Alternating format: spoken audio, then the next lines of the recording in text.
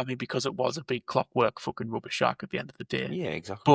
But there's still scenes of it where like the bit where he's throwing the chum in the water and it sticks its head out for the first time you see it. Yeah, and 'Cause you don't much see a fin before that. It's everything that you do see is through the shark's eyes yeah, and then with the it's like, "Oh, music, and that's we're the gonna first need a time you bigger see its boat." face. Yeah, Yeah, yeah.